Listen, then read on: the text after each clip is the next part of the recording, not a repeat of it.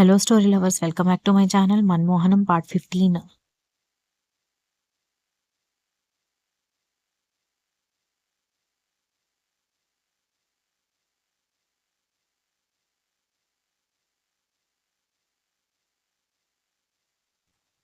శాంతి గారు ఒప్పుకోవడంతో ఆదిత్య ఆద్యలకి చాలా హాయిగా గాల్లో తేలుతున్నట్టుంది. శాంతి గారు ఉండడంతో ఆదిత్యకి ఆద్యకి సైట్ కొట్టడానికి వీలు చిక్కట్లేదు. అతని అవస్థలను ఆద్య ఎంజాయ్ చేస్తోంది. ఆ రోజు రాత్రి శాంతి గారు వంట చేయడానికి సిద్ధం చేస్తుంటే ఆదిత్య కూరగాయలు కట్ చేసిస్తున్నాడు. వీళ్ళిద్దరిని విచిత్రంగా చూస్తోంది. అక్కడే ఒక చైర్లో కూర్చున్న ఆద్య. శాంతి ఉన్నట్టుండి ఆద్యని పెళ్లి చేసుకోవడం అవసరమా బాబు నీకు అంది. శాంతి పేల్చిన బాంబుకి బిక్కముఖాలు వేసుకున్నారిద్దరు. ఆద్యకైతే కంట్లో గంగమ్మ సిద్ధంగా ఉంది. ఇంచుమించు ఆదిత్య కూడా ఏడ్చేలా ఉన్నాడు. శాంతి మాత్రం వీళ్ళని గమనించకుండా, ఎందుకంటే నిన్ను చూస్తూ ఉంటే బాగా వంట చేసేవాళ్ళ ఉన్నావు. మన ఆద్య దయ్యానికి వంటగదంటే ఏంటో కూడా తెలియదు. నువ్వే వండాల్సి వస్తుంది బాబు అంది. అప్పుడు ఊపిరి పీల్చుకున్నారిద్దరు.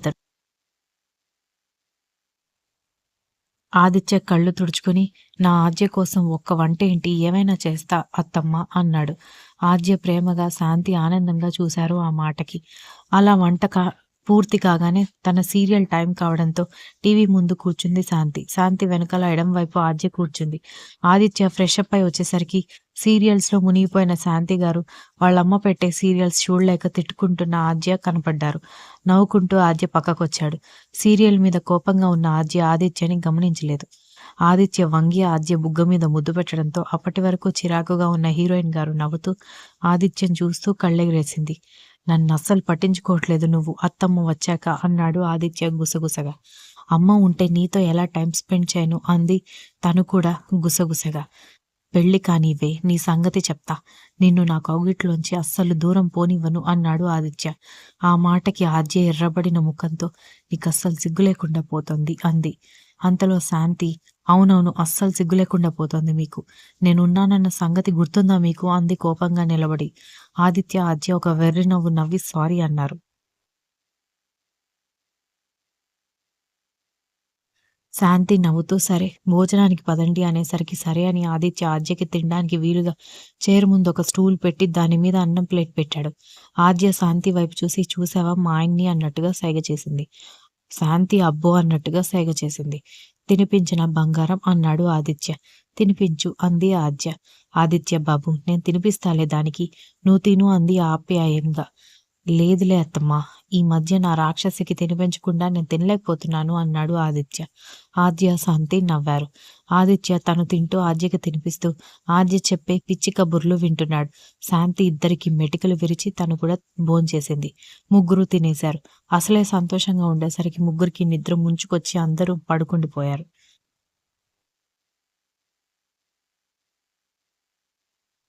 అలా ఆ రాత్రి నూతన సంతోషాలకి స్వాగతం పలుకుతూ అందరూ నిద్రాదేవి ఒడిలోకి జారిపోయారు. నెక్స్ట్ డే చంద్రం మామ టాటా చెప్పడంతో సూర్యం బాబాయ్ హాయ్ చెప్తూ వచ్చేశాడు.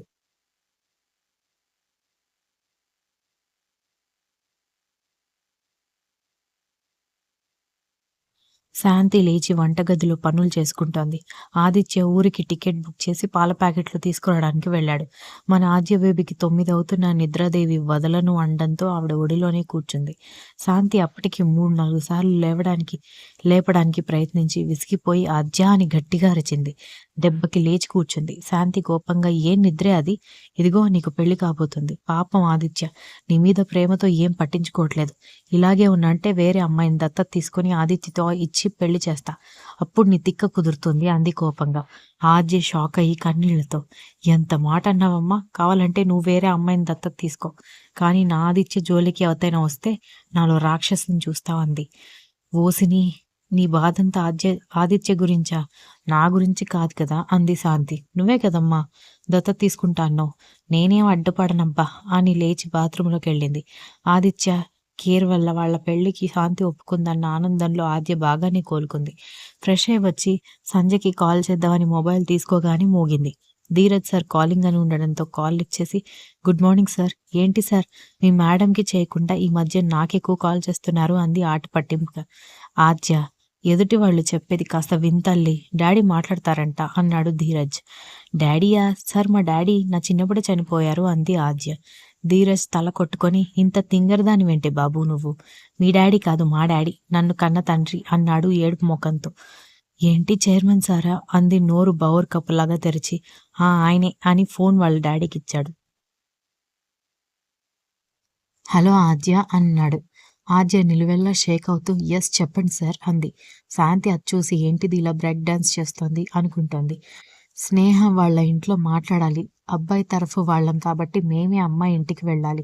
ధీరజ్ వాళ్ళ అమ్మ ఒకటే గోల. ఇన్ని రోజులు పెళ్లి చేసుకోమంటే చేసుకునని కూర్చున్న కొడుకు స్నేహం చేసుకుంటాను అనేసరికి ఎప్పుడు పెళ్లి చేద్దామా అని గోల. అడ్రస్ చెప్తే మేము వెళ్తామన్నాడు. ఆద్య అప్పుడు కూల్ అయ్యి ఓ సింతేనా సార్, మేం కూడా ఊరెళ్తున్నాం. నా పెళ్లి కూడా కుదరబోతోంది. అబ్బాయి వాళ్ళ ఇంట్లో చెప్పాలి. స్నేహ వాళ్ళ ఇల్లు కూడా మా ఇంటి పక్కనే. కానీ సంధ్య స్నేహ ఇంకో 10 రోజుల వరకు రాలేరు కదా, ఎలా సార్ అంది. అమ్మా, ఆఫీస్ నాది. సంధ్య స్నేహల స్థానంలో వేరే వాళ్ళని పంపించి వాళ్ళిద్దరిని మేం తీసుకొస్తాం. ఇంతకీ ఎప్పుడు వెళ్తున్నారు అన్నాడు chairman. This is the best idea. మేము రేపు వెళ్తున్నాం సార్. మీకు అడ్రస్ స్నేహ చెప్తుంది అంది ఆద్య. ఓకే మా. సో ప్రాణ స్నేహితులిద్దరు పెళ్లి కూతుర్లు అవుతున్నారన్నమాట అన్నారు చైర్మన్. ఆ మాటకి ఆద్య సిగ్గుపడింది. ఫోన్ కట్ చేసి బెడ్ మీద కూర్చుని స్నేహకి కాల్ చేసి విషయం చెప్పింది. స్నేహ అంతా ఓకేనే, అమ్మా నాన్న ఏమంటారో అంది. వాళ్ళకోకే అంది ఆద్య. నీకెలా తెలుసు అంది స్నేహ. ఒసేయ్, నాకు ఆత్రం ఎక్కువని నీకు తెలుసు కదా. మ్యాటర్ ఎప్పుడో ఆంటీకి అంకుల్కి పోస్ట్ చేసేసా. వాళ్ళు ముహూర్తాలు పెట్టే పనిలో ఉండుంటారు. అదే ఆదిత్య వాళ్ళ పేరెంట్స్ ఏమంటారో అని భయంగా ఉంది. సరే తర్వాత కాల్ చేస్తా, మీరు ప్యాక్ చేసుకోండి. అందరం రచ్చ రచ్చ చేద్దాం పెళ్లిలో అని ఫోన్ కట్ చేసి ఎదురుగా చూసింది ఆద్య. ఎవరో ఇద్దరు దంపతులు నిలబడున్నారు. వాళ్ళ వెనుక ఆదిత్య, శాంతి గారు నవ్వుతూ నిలబడ్డారు. ఆద్య అర్థం కాక లేచి నిలబడింది. ఆవిడొచ్చి ఏం కొడలా బావున్నావా అంది చెంప మీద చేయి వేసి. ఆద్య ఆవిడెవరో అర్థం కాకపోయినా గంగిరెద్దులా తలూపింది. ఆద్య నెత్తి మీద ఒక్కటిచ్చి అమ్మా నాన్న అన్నాడు. ఆద్య సంతోషంగా ఇద్దరి కాళ్ళ మీద పడింది. వైదేహి, ఆదిత్య వాళ్ళమ్మ, ఎరా అల్లరి పిల్ల అన్నావ్, ఎంత వినయంగా ఉందో చూడు అంది. ఆద్య కోపంగా ఆదిత్య వంక చూసింది. ఆదిత్య తడబడుతూ మొహం తిప్పుకున్నాడు. నరేంద్ర, ఆదిత్య వాళ్ళ నాన్న, మీ పెళ్లి మాకిష్టమే తల్లి. రాముడు మంచి బాలుడు టైపు ఉండే మా వాడికి నీలాంటి కోతే కరెక్ట్ అన్నాడు నవ్వుతూ. అంకుల్ అంది ఆద్య బుంగమూతి పెట్టి. శాంతి గారు, అంకుల్ ఏంటే మావయ్య అని పిలవడానికి తెగులొచ్చిందా అంది గుర్రుగా. అయ్యో వదిన, తనిష్టం వచ్చినట్టు పిలవని. పిలుపులో ఏముంది, ప్రేమాభిమానాలు ఉండాలి గాని అంది వైదేహి. వదిన, నేను గవర్నమెంట్ ఆఫీస్లో ఇంజనీరింగ్ సెక్షన్లో వర్క్ చేస్తాను. ఇంకా ఆదిత్య వాళ్ళ నాన్నగారు, ఆయన రిటైర్డ్ ఎంఆర్ఓ. మాకొక అమ్మాయి, అబ్బాయి. అబ్బాయి చిన్నవాడు, వాడే ఆదిత్య. మా అమ్మాయిని ఇక్కడే వైజాగ్ అబ్బాయికిచ్చి చేశాం. తనని చూడ్డానికొచ్చాం. అప్పుడే ఆదిత్య ఫోన్ చేసి విషయం చెప్పాడు. ఇక్కడే కదా అని వచ్చేశాం. కట్నాలు కానుకలు ఏమొద్దు. మీరు కూడా మా దగ్గరే ఉండొచ్చు అని ముగించింది ఆవిడ. ఆద్య కంటినిండా నీళ్లతో వైదేహి గారిని కౌగిలించుకుని థ్యాంక్స్ అత్తయ్య. ఆదిత్య ఎందుకు అంత మంచివాడో నాకిప్పుడు అర్థమవుతోంది. నేను చాలా లక్కీ. అమ్మను కూడా మన దగ్గర ఉంచుకుందామని చెప్పి సగం భారం దించారు అంది. వైదేహి ఓదార్చి లగేజ్ ప్యాక్ చేసుకోండి, రేపే బయలుదేరదాం అంది. అమ్మా పద, నిన్ను అక్క దగ్గర దించేస్తా అన్నాడు. ఏంట్రా, నా కోడల దగ్గర నేను ఉండొద్దా ఒక్కరోజు కూడా? అంత కావాలంటే నువ్వు మీ నాన్న పోండి మీ అక్క దగ్గరికి అంది. చూసావా నాన్న, అప్పుడే అత్త కోడళ్ళు ఒకటైపోయారు, మనమే ఒంటరైపోయాం అన్నాడు బాధ నటిస్తూ. అవునరా, ఏం చేస్తాం అన్నాడు నరేంద్ర నాటకీయంగా. వైదేహి ఆద్య నోరు తెరిచారు. వీళ్ళ యాక్టింగ్కి శాంతి గారు ఆనందంగా నవ్వుకున్నారు. కట్ చేస్తే ఆద్య వాళ్ళ ఇంట్లో, స్నేహ వాళ్ళ ఇంట్లో పెళ్లి పనులు స్టార్ట్ అయ్యాయి. ధీరజ్ ఆదిత్యల ఆత్రం తట్టుకోలేక వెంటనే ఎంగేజ్మెంట్ చేసేసి పెళ్లి ఫిక్స్ చేశారు. సంధ్య తండ్రి వ్యసనాలకి బానిసై చచ్చిపోవడంతో సంధ్యని ఆద్య వెంటబెట్టుకుని ఎప్పుడూ తనతోనే ఉండాలని మాట తీసుకుని మరీ తీసుకొచ్చింది.